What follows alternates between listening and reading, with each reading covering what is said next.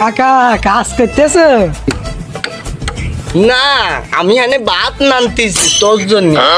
বয় খা। খালি আজরে কথা কয়। আচ্ছা কাকা, আমার কাছে আমি একটা কথা শুনতে চাই। এই যে তুমি এই যে আমারও সব সময় দেখি এই লাল গামছা গান এই মাথায় বান্ধা থাকে, এর রহস্যটা কি একটু আমার খুলে পাবা? তা তুমি বসো, একটা বিড়ি খাও, তারপর তোমারে খুলে করছি।